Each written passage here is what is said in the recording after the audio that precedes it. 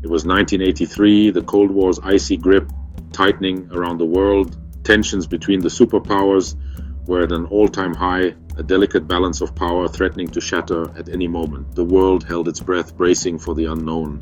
While the world watched the skies, fearing nuclear war, a clandestine CIA mission, carefully disguised as routine oceanographic research, was quietly underway in the vast expanse of the Pacific, a mission far removed from the public eye, shrouded in secrecy and driven by a hidden agenda.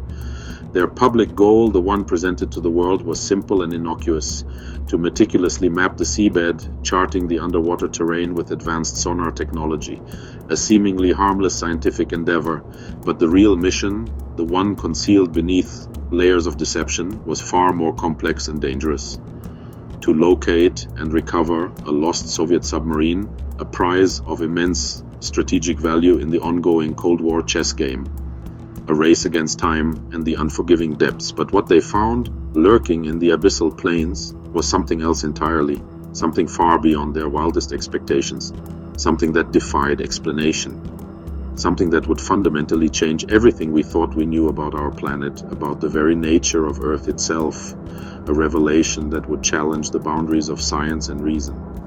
The mission, steeped in secrecy and cloaked in layers of bureaucratic obfuscation, was codenamed Operation Hadal Veil, a name that hinted at the darkness and mystery that lay ahead. Named for the Hadal Zone, the deepest, darkest, and least explored part of the ocean, a realm of perpetual night and crushing pressure, a place where sunlight never penetrates. Deep in the Mariana Trench, the Earth's deepest scar, a place of unimaginable pressure and cold, their advanced submersible, equipped with state-of-the-art sonar and detection equipment, registered an anomaly, an inexplicable distortion in the surrounding environment. An anomaly that was neither geological in origin, like a previously unknown rock formation, nor biological, like a massive undiscovered creature. It was something else entirely. It was a vast amorphous mass, an immense and shapeless entity that defied all known scientific understanding, a mass that seemed to absorb sound waves and light particles, swallowing them whole and leaving no trace, creating a zone of absolute nothingness, a void in the fabric of reality itself, a place where the laws of physics seemed to bend and break. The crew, composed of hardened professionals, seasoned veterans of countless underwater missions, reported an unsettling sense of being watched, a feeling of unease that permeated the submersible, a primal fear that gripped them in the cold, dark depths, not by a creature, not by any living thing they could identify, but by the darkness itself, as if the abyss had a consciousness of its own. Instruments began to malfunction, their readings erratic and unreliable, as if something was actively interfering with the technology. Compasses spun wildly, needles gyrating in a chaotic dance, rendering navigation impossible and leaving them disoriented in the inky blackness. The submersible's internal temperature plummeted inexplicably, dropping to near freezing levels despite the vessel's advanced insulation, a chilling reminder of the alien environment surrounding them. They were undeniably in the presence of a force that defied the known laws of physics, a phenomenon that challenged the very foundations of their understanding of the universe. Ancient, powerful, and malevolent, a presence that radiated an aura of immense age and unfathomable intent. This was not a discovery to be celebrated, not a scientific breakthrough to be shared with the world. It was a secret to be buried deep, a truth too dangerous to be revealed, a Pandora's box best left unopened. The mission was immediately classified at the highest level of government secrecy, its existence scrubbed from official records, its findings deemed too sensitive for public consumption. All data was confiscated, every piece of evidence meticulously gathered and locked away. The crew was silenced, sworn to secrecy under threat of severe consequences. The official story, the one disseminated to the public and the press, was a simple and plausible explanation: catastrophic equipment failure, a tragic accident in the unforgiving depths. The world moved on, oblivious to the terrifying secret that lay hidden beneath the waves, unaware of the profound implications of what had been discovered. But for a select few within the intelligence community, those privy to the truth, a new and terrifying chapter in human history had begun, a chapter filled with uncertainty and dread. They had stared into the abyss, into the heart of an ancient and unknowable darkness, and something vast and powerful had stared back, its gaze lingering long after they had retreated to the surface. A secret the ocean had guarded for eons, a primordial truth hidden in the deepest trenches, a mystery as old as time itself was now, irrevocably in human hands, a dangerous weapon or a profound revelation, depending on how it was wielded. And no one, not the scientists, not the military, not the politicians, had any idea what to do with it, how to contain it, or how to understand it. The anomaly was unlike anything encountered before, a complete unknown in the vast library of human knowledge.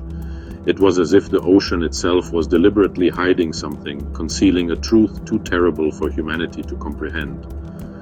A veil over a deeper, darker truth, a secret that lay dormant for millennia, waiting to be awakened. The men involved, forever bound by their oath of secrecy, would never speak of it again, their memories haunted by the abyss, but the mission logs, fragmented and incomplete, leaked years later, surfacing in the shadowy corners of the internet, told a fragmented story of fear, awe, and the chilling realization that humanity was not alone in the universe, or even on its own planet.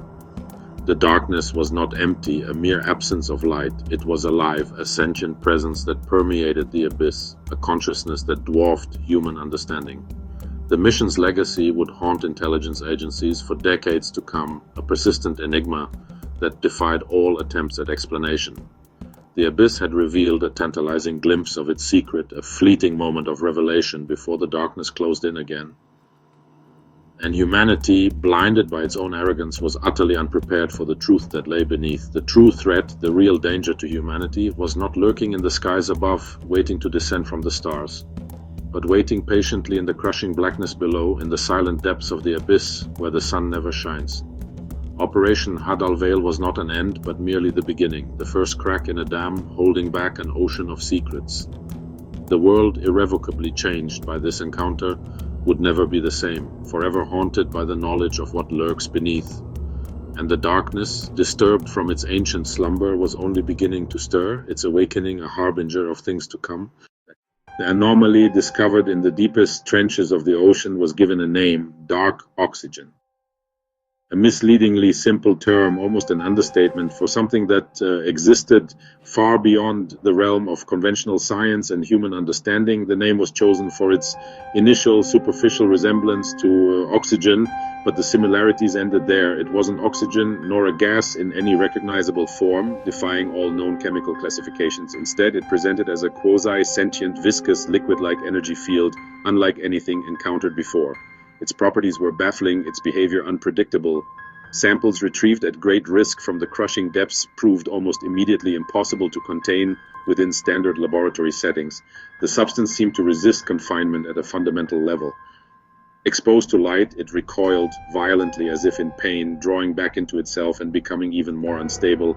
Exposed to heat, it expanded unpredictably and exponentially, threatening to overwhelm any containment vessel. It was fundamentally a creature of cold and darkness, thriving in the abyssal plains where sunlight never reached. Every containment effort, no matter how elaborate or well-funded, ultimately failed. Lead-lined containers, supercooled freezing attempts, specialized containment vessels designed for the most volatile materials, nothing worked to hold it for long. The substance seemed to act with a disturbing level of intent, as if it possessed a will of its own, actively resisting every attempt to imprison it, adapting and evolving to overcome any barrier placed in its path. Most disturbing of all, and perhaps the most terrifying aspect of dark oxygen, was its apparent ability to react to human thought. Under stress, or when exposed to strong emotions, it pulsed and shifted in complex patterns, eerily mimicking human brainwave patterns. Was it just inert matter responding to stimuli, or was it truly aware, possessing some form of consciousness? Was it a fragment of some larger planetary consciousness, a sleeping giant disturbed by our intrusion into its domain? The implications of such a possibility were staggering, forcing scientists to confront the very nature of life and consciousness. This was no longer simply a chemical or biological threat. It was a psychic one, a potential contagion of the mind. A massive deep-sea research facility was secretly built to contain it, a desperate attempt to control the uncontrollable, a technological prison constructed in the crushing depths of the abyss, far from prying eyes.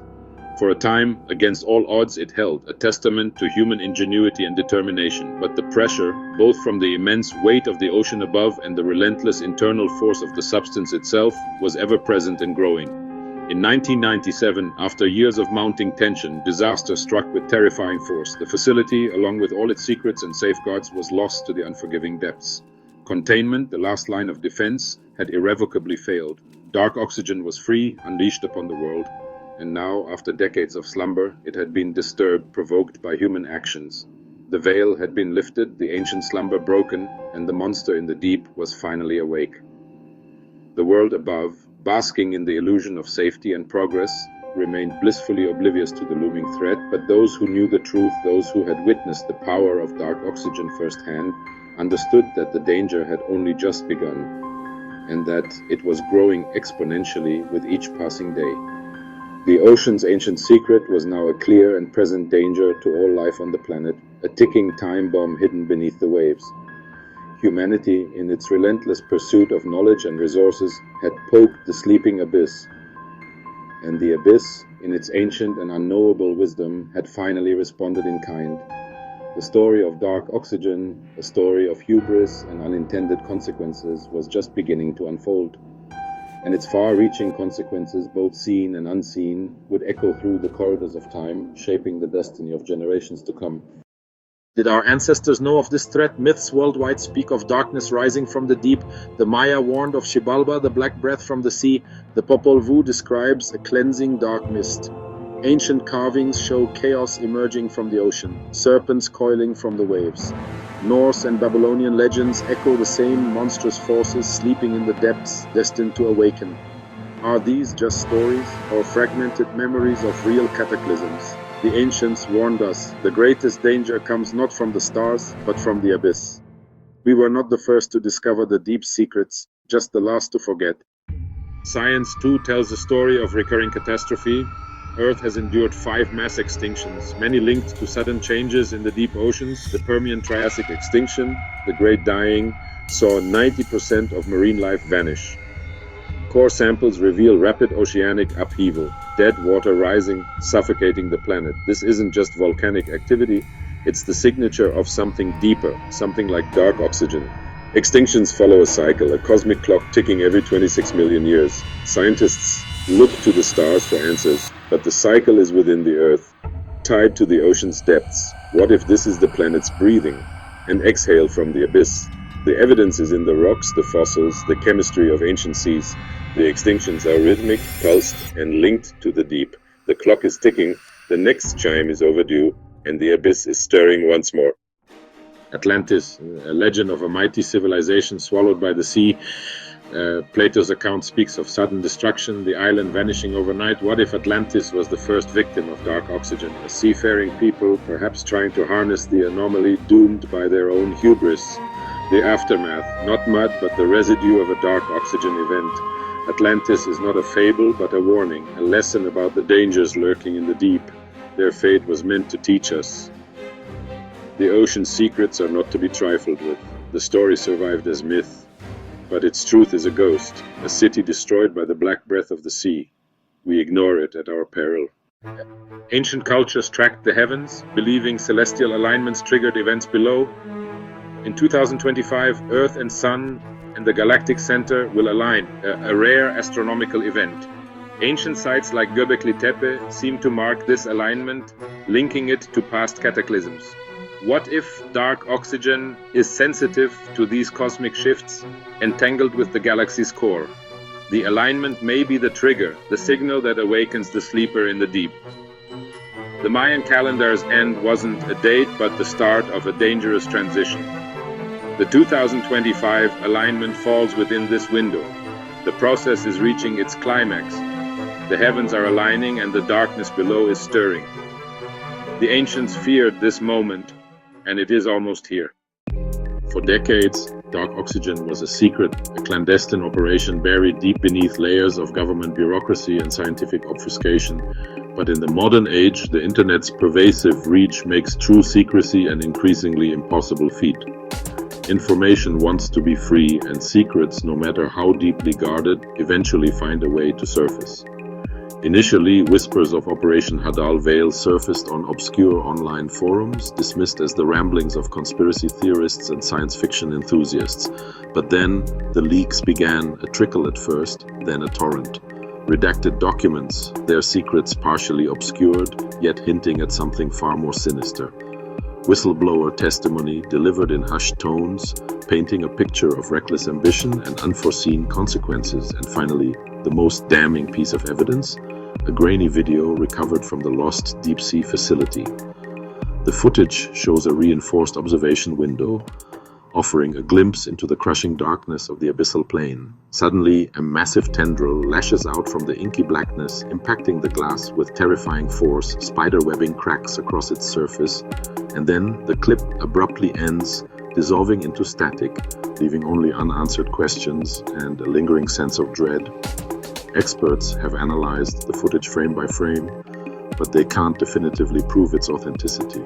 Yet, despite their best efforts, they can't debunk it either, leaving the door open to the terrifying possibility that it's real.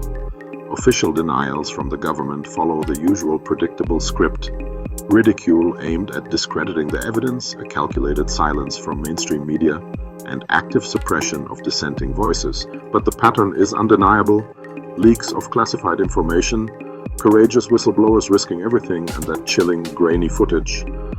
All of these pieces of evidence, when connected, tell the same horrifying story. A terrifying scientific discovery made in the darkest depths of the ocean, a catastrophic failure of containment unleashing something unimaginable upon the world, and a desperate, all-encompassing cover-up designed to keep the truth hidden at all costs. The authorities aren't protecting us from the threat itself, they're protecting themselves from the inevitable panic that would erupt if the truth were to be widely known. They know deep down that they've already lost control of the situation. The truth is out there, spreading like a virus, and the world is woefully unprepared for what's to come. The evidence continues to mount, piling up relentlessly, and denial, no matter how forceful, is simply no longer a viable strategy. The public is left in a state of confusion and uncertainty, but the danger is very, very real. The abyss is no longer silent. It's stirring with an ancient, malevolent energy. The monster is awake and it's hungry, and the clock is relentlessly running out, ticking down to an unknown but undoubtedly terrifying deadline. The world must face the truth, no matter how horrifying, before it's irrevocably too late to do anything about it. The most chilling aspect of dark oxygen is its intelligence. It doesn't communicate with words, but through energy, physics, and direct influence on matter and minds. Leaked lab notes describe shared nightmares, a sense of being watched, and the substance reacting to human intention. It may operate on a quantum level, entangled with consciousness itself. The more we observe and fear it, the stronger it becomes. A terrifying feedback loop. Our awareness feeds it. And as humanity's consciousness grows, so does the power of the abyss. If ancient civilizations knew of dark oxygen, they acted not just with myths, but with stone. Megalithic sites worldwide, Stonehenge, the pyramids, Easter Island, may be more than monuments. Built with precision aligned to celestial events, they could be a global defense system, planetary acupuncture to suppress the deep's volatility. Over time, the network fell into disrepair. We dismantled what we didn't understand. Now, the ancient threat is re-emerging. The builders were not priests, but planetary engineers, and we have undone their work. We've always feared threats from above, but the real danger is within. An ancient, intelligent force has slept beneath us for eons.